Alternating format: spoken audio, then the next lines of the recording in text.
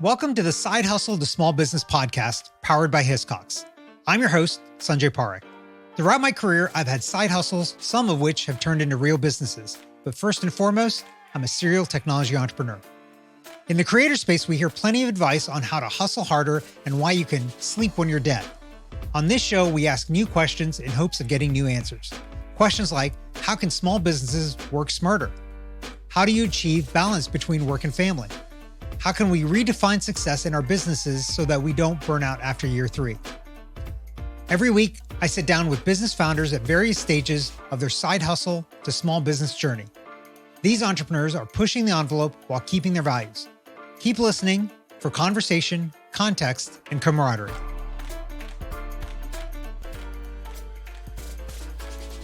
Wayne Pelletier has designed thousands of websites over his 26 years in the industry, where he's worked as a web designer, art director, creative director, and now founder.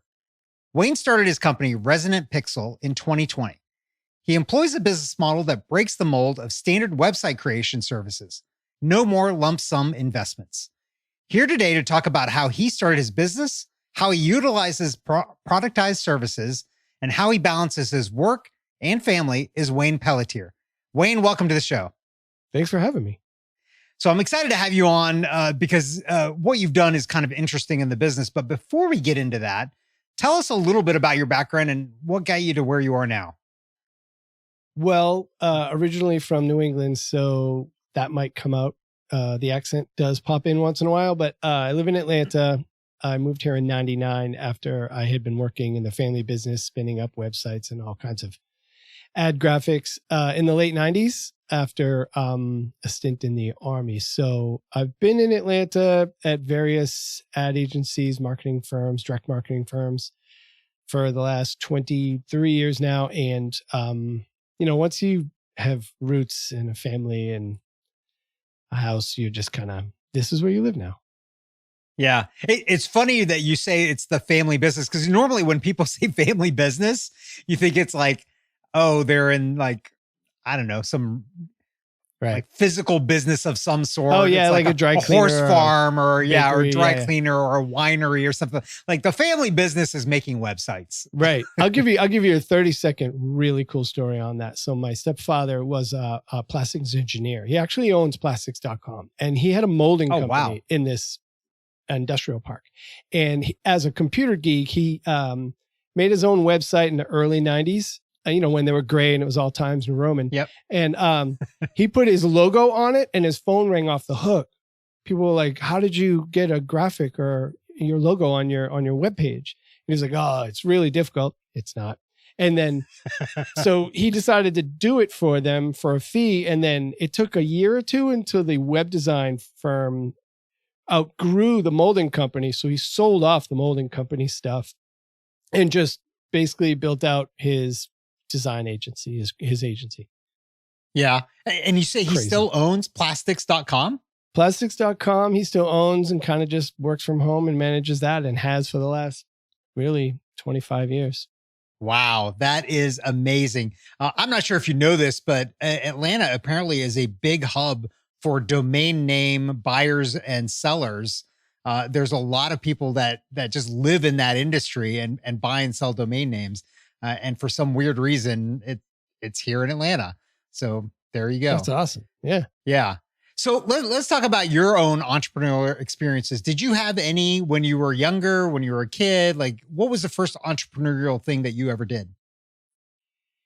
I did actually. There was always like, you're on like Pop Warner football and they make you stand outside of the grocery store asking for money with your helmet. Like, yeah, there was always that. And then there was moving around the neighborhood with like a lawnmower trying to mow people's lawns, like asking if I can mow them. Like my father made me do it. He's like, you need to go down this street and ask everybody if you can mow their lawn.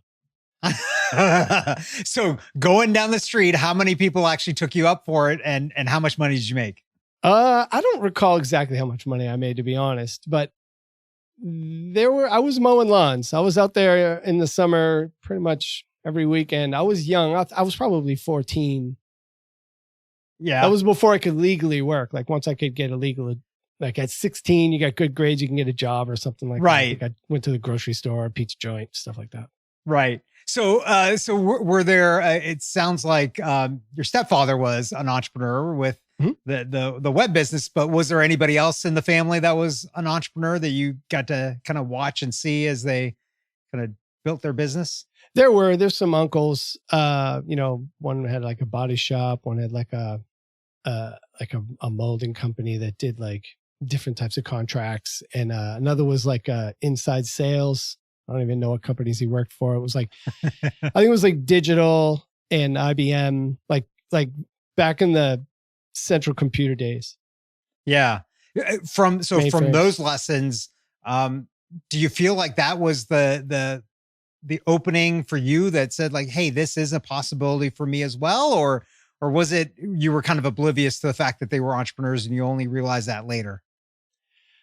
I have always fantasized that reality. Yeah. I just wasn't sure how to get there. I didn't have much of a map in my head. So I realized I always knew it was possible. I just didn't know how to get from where I was standing to where I wanted to be until I got a little older. And, you're working on teams, a digital agency at a corporation, and you're, in my capacity, creative capacity, you start to see how the business is run. You've managed accounts, you have direct client contact. You're obviously deep with accounting. And then you kind of have seen all the parts. And I was thinking, you know what, I could do this. This isn't that hard. Like if this idiot can do it, I can do it. So was that the motivation for starting your own business? You're like, everybody else is an idiot. So, I can do it better.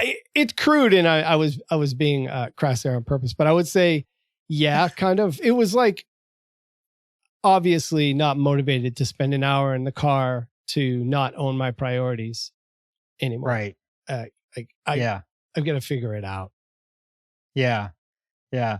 So, as you were starting this, the thing that I talk about, I like to know about and share is that all entrepreneurs have fear. There's something that scares them. And a lot of times in the press and the media, that kind of gets glossed away. But I think it's there and it's real and we should talk about it because I think that prevents a lot of people from doing exactly what you've done. So for you, what was the fear? What were you scared of when you decided to quit your job and do this yourself? Well, everybody has fear. It's just the ones that are willing to step through it, right? My fear was consistency, being able to drive enough revenue to pay myself to maintain, my family's lifestyle and expectations. Can my daughter still do some of the extracurricular activities she enjoys? Can my wife still do some of the crafts and events and meetups and things that she loves doing?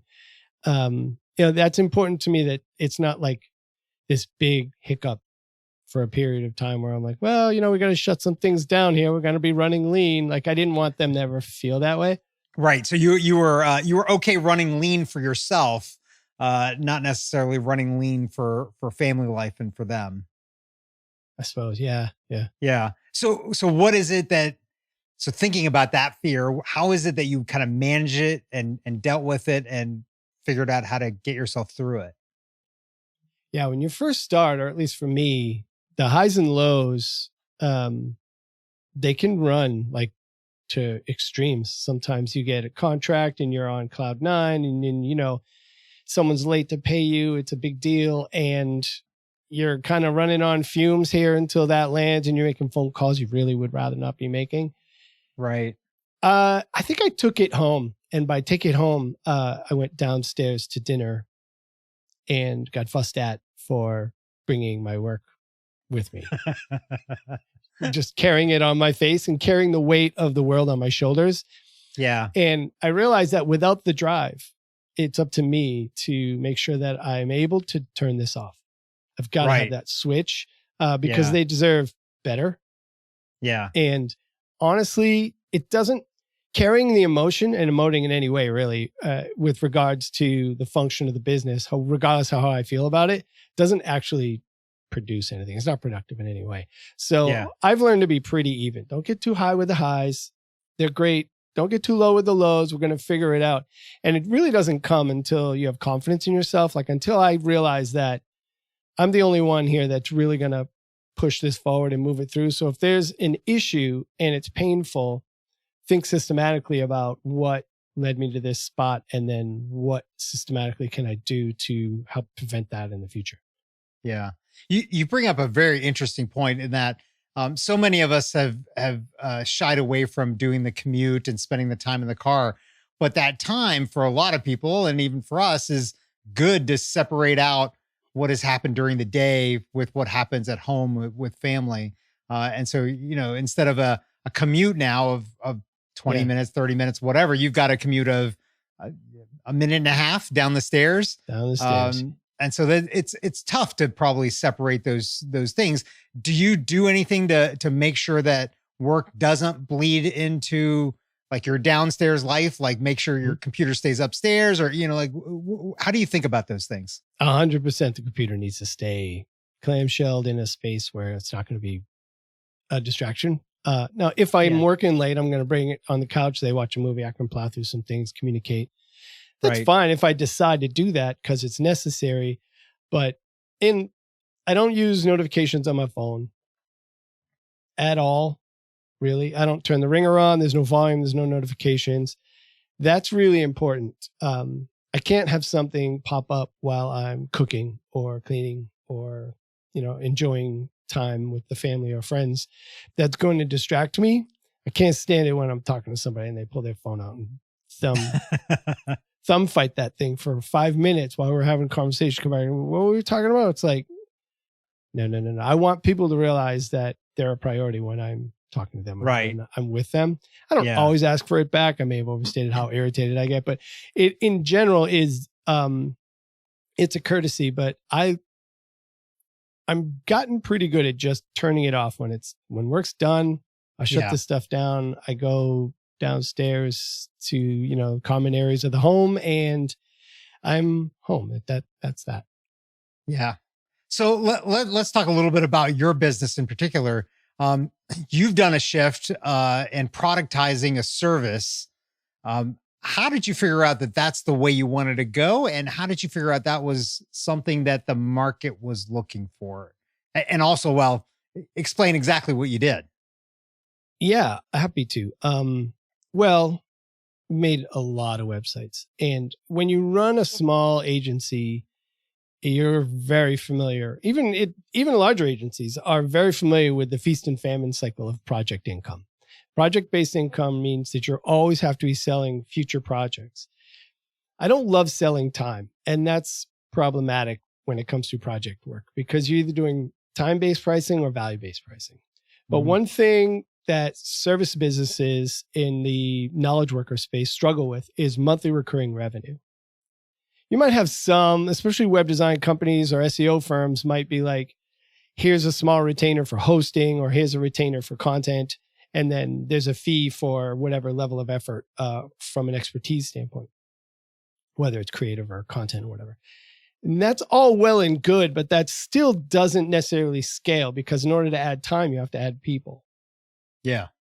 Right. That's the only way to create time. So I liked the subscription model, and I've seen some businesses do this. I certainly didn't invent this whole entire paradigm. There's Design Joy and Design Pickle, and there's some other ones out there. But with the understanding that there was likely to be something of a recession going into 2023, really last June, I started thinking and writing about how can I create monthly recurring revenue and create websites on a subscription model. So they got to be a fixed scope right out of the gate. And you have to recognize who your best customer is, and not necessarily from a revenue standpoint, who you really enjoy serving and interacting with. Who do you make inroads with? Who do you really connect with? And for me, that's usually small to mid-sized businesses, consultants, startups, entrepreneurs. So with that in mind, I realized the budget, and that backed me into the tool set I could use. I mean, made websites on all of the platforms, but I chose Squarespace because of whom they serve. and my ability to package that up. So just because you can create an account on a no-code platform doesn't mean you're good at making websites. Right. Right. They still need someone with expertise that they wouldn't normally be able to pay for someone who is, that sounds weird, but like someone who's been a creative director at a fancy pants agency that's been working with Fortune 100, Fortune 500 brands isn't normally accessible to somebody that owns a mom and pop shop. Just the paths rarely cross because the project fees are so insane at agencies. It's probably their entire annual revenue. So being able to make that accessible for those businesses, right? And handhold them, right? It's like, not only is it a package deal, it's sort of a white glove service. Like I walk them through how things should communicate, how landing pages should communicate, how to set up a lead magnet, how to build their email list. So they go from just having a brochureware website that someone made for them on WordPress 5 years ago that has gone completely incommunicado to having a marketing platform. And they never wrote a big check, right? They just said, started up their subscription. We go in and make an investment in them and put skin in the game by creating the entire thing. And then we basically serve them like, super amazing service in perpetuity. Yeah. So how long did it, so when you started thinking about this, thinking like, okay, bad things might be coming. I want to get to the point where I've got recurring revenue, so it's a lot more predictable. Mm-hmm. How long did it take you to get to the point where you basically, or maybe you're still in this transition, gotten rid of the one-off project work and gone all in on the productized side? That transition is still happening. If you've read Built to Sell, not that I'm trying to sell my business per se, but a well-designed, a well-oiled machine is basically working toward a sale. Having operations in place, having SOPs, having repeatable functions allows one to add people and or projects and have an understanding of the impact that that's going to have. So the three different types of things you can sell, right? Done for you, which every agency and service company does. Done with you, which some do, more of a consultant thing, but can also be courses and things like that. And do yourself products, any kind of product or thing that someone would take and implement and or use themselves. So having those three things, that diversification is my ultimate goal. So I've already refashioned, done for you by creating productized packages for websites as, web design as a service. There's more content coming around done with you and done, which is website in a day, which I've technically launched, but I haven't done much marketing and there's almost no content around it. Yeah. And I love the idea of website in a day because I'm really good under pressure. I'm really good in front of an audience with the design thing, someone standing over my shoulder. I know every other designer in the world hates that. I love it and I can thrive in that environment. The other one would be do it yourself, which is templatizing some things. I made a big change in my contracts last summer when I started productizing. It's subtle, but it's big in that I own the IP of all the source creative. And happy to take it out for any brands. And the only brands that have called me on it after a conversation left it in.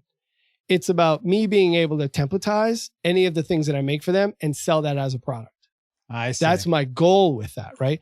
So in order to do that, obviously it's not going to be branded, but you take their branding out and then I'm able to sell that as a categorical template to be implemented, either done with you or DIY.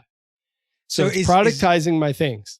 Yeah. So is your long term then to still have all three or to just move into the, hey, I'm going to sell things to let people do it on their own? To sell all three. And then ultimately probably prices go up on some of the done for you. If, demand increases, I've got a dozen of them. So it's working. I'm selling a couple few a month, which is perfect because if I sell any more, I don't think I could get them all done. Right. But it's about monthly recurring revenue and, the holy grail passive income. Yeah. So that's why my question was there, because you earlier said you didn't like having to focus on selling time. And even though it's productized, you're still in a way selling your time because like you just said, there's a limit to how many you could do. So is the move to the, hey, I'm going to help you do it yourself, like the ultimate goal for you? Yeah. Yeah. That's the ultimate goal, and do fewer done for you, and be more selective in that regard. Yeah. But you can't really get there until, the expertise is obvious and the volume in, like on my website was just one thing, right? So it's coming. I'm going to have the website in a day sort of in there as a nav item. And then I've got a bunch of templatized products. And I've got a really cool twist on that I'm excited about. So lots of themes and templates out there for every single platform. But I've got what I think is a completely different idea for that. And I've made a bunch of that content now. I didn't want to launch it with like 3 items. Right. I wanted it to look like it was already mature. Right. So as I'm making things, I'm saving them, right? It's Got it. Kingford charcoal. It's plywood. It's MDF. Like all these things were invented from factory waste. Yeah. How can I monetize my waste? The thing about creative and writers and designers, especially, this should resonate, is that like you make 10 things, you show the client 3, and your hard drive is basically 2/3 things that nobody ever saw or didn't buy. Right. It's crazy. Like, sell all that stuff. Yeah, it's a great way of looking at it. So let's change gears a little bit and talk about, and we've touched on this a little bit, but let's talk about how you balance the stress and demands of having your business along with family life and personal life and, the personal demands and all that stuff. How do you think about balancing those things beyond, not having notifications on, not taking the computer downstairs? Right. What else is there that you think about in terms of those things? It's not easy, and there's no magic pill. I don't care what anybody says. I've done a lot, especially in the last 12 to 18 months, to be more intentional. I don't have one of these perfect morning routines, but I do try to consider stoic practices. And I love Ryan Holiday's content. It can really help me at times when I'm struggling with not taking the highs too high or the lows too low, right? From emoting. And I won't always realize I'm carrying it. I'll carry it for a while until I realize, and my wife will realize it way before I do. So it's good that she can just say, yeah, you probably need to pipe down. It's not an easy thing, but having routine helps. Time blocking helps in small little ways. Taking time off and time away, not using notifications, going for long walks, listening to things that are not business related, podcasts or radio shows or anything like that, news.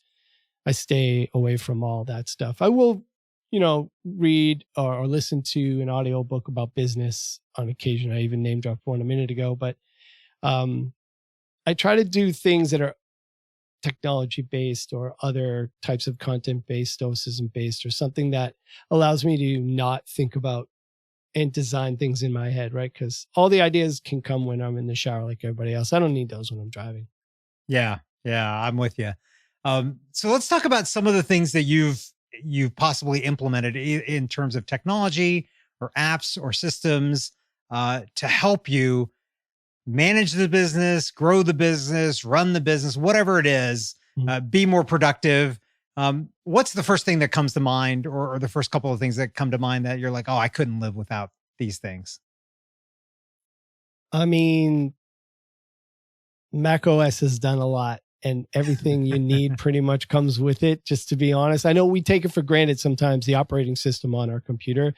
Yeah. But the way reminders, calendars, notes, these things, the operating systems, regardless of which one you use, has the ability to do these things really well. Probably as good or better than any other app because of the integration. Yeah. With the OS. And sometimes we take it for granted. I used to think I needed some fancy app like Todoist or Dubsado or these things. And they're nice, but they don't actually improve your life necessarily. They might improve someone else's life. Like having, I recently moved into Hectic app. I had been using Dubsado. I've tried Bonsai, one of these operating systems for small business. Okay. It's great.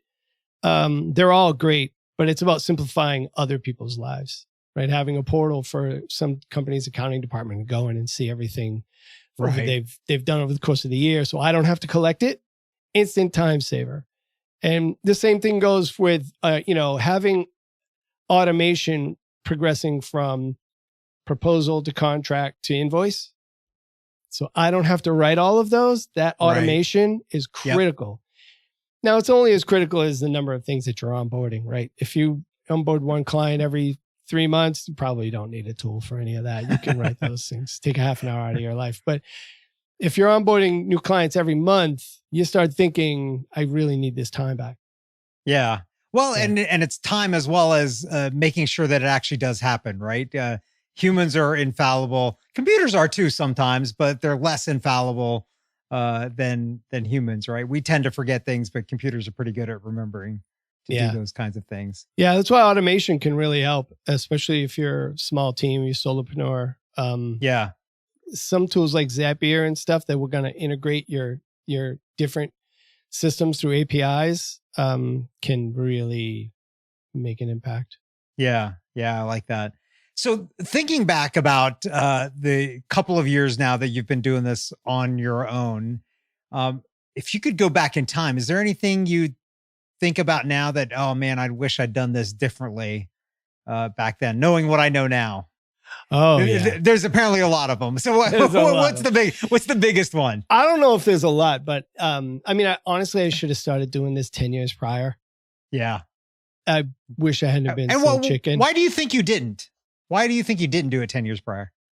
I'm not the biggest risk taker. Like I'm not the biggest. I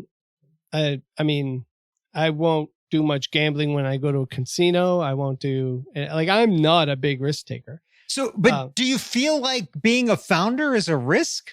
Because I'll reframe it for you in a second once you answer that as to why I don't think it is. I don't necessarily think that is. You have to have a certain amount of confidence in yourself. And just like when I first, and here's an example of what I mean.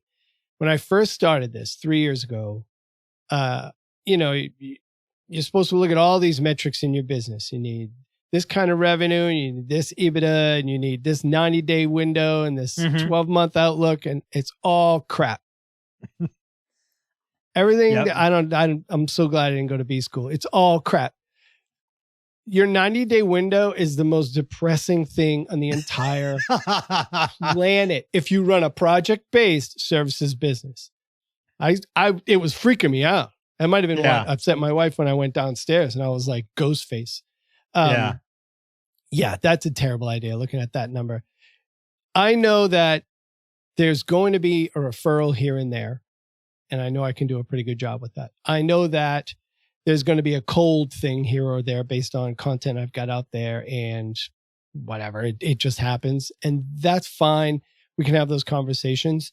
But the number one thing that grows the business from a services standpoint is actually providing great service, being nice, being real with people, and treating them with, white glove service, like really going out of your way to make sure people are happy, and they go out of their way to recommend you. Yeah. That's the new business strategy, is just be awesome all the time. Yeah. Yeah. So here's my reframing on that.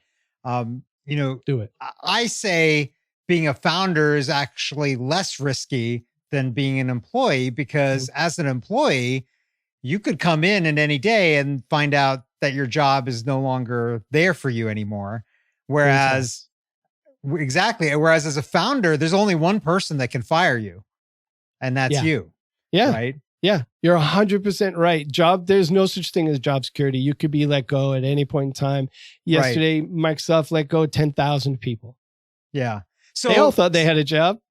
Right. Exactly. So, and don't get me wrong, like there is obviously a place for people that need and want to be employees, and then, want to be founders. Not everybody should be a founder, and not everybody should be an employee. There's definitely those segments, but the risk that you talk about is, if you reframe it a little bit, it's actually not risky, right? Like, who is not going to hire Wayne as an art director or as a creative or as somebody leading a team doing web development if this thing fails? Right. I find it highly unlikely that you would be unable to find a position after this, especially after this, with that kind of experience behind you. You could even fall back and go drive an Uber. Like, there are things you can do to earn income, even outside of your core, specialty. If push comes to shove, it's at least no more risky than being a JOBer. Yeah, exactly. Yeah. So on that point, last question for you. What would you tell somebody who's thinking about taking the leap and going full-time into their business from something that they had as a side hustle like you did before? Stop thinking. Don't even think about it. Just go. Yeah. Just do it. If you even think for a second that it's something you might want to do, ask yourself whether or not your heart is really there, because you just literally had that thought. And once you have that thought, driving across town to a job where you don't own your priorities, work for someone who's no smarter than you, is bananas. That's it. You've already sold. You just haven't convinced yourself. Yeah. And stop thinking about it and do it, because you're not going to get younger. Like, I started this when I was 49.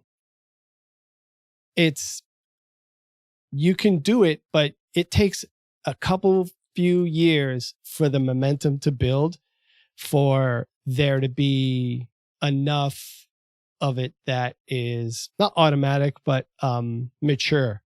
Yeah. Right. For there to be recurring things and have enough good relationships, because you might have 100 solid relationships, even at work, but only 3 or 4 of them are really solid. Right. Right. The same thing goes for clients when you have a services business that you own. You might have 30 clients, but only a couple of them are really going to go to bat for you. We'll write you a case study. We'll recommend. We'll take you with them if they go to another company. Those are the relationships you nurture. Yeah. Wayne, this has been fantastic. Where can our listeners find and connect with you? Well, you can go to resonantpixel.co. You can find me on LinkedIn. I'm everywhere, especially in the Fuse community, in that private group. But I DM people in LinkedIn like all day. It's like a new business channel. I'm always DMing people, just saying hi, checking in, saying how you doing. That's great. I love it. So find you on LinkedIn is the best place to be. That's the best one. I usually get back to people within a few minutes. Awesome. Awesome. Well, thanks for coming on, Wayne. I appreciate you so much. Thank you for listening to this week's episode of the Side Hustle to Small Business podcast, powered by Hiscox. To learn more about how Hiscox can help protect your small business through intelligent insurance solutions, visit hiscox.com. That's HISCOX.com. And if you have a story you want to hear on this podcast, please visit hiscox.com/share your story. I'm your host, Sanjay Parikh. You can find me on Twitter at Sanjay, that's SANJAY, or on my website at sanjayparikh.com.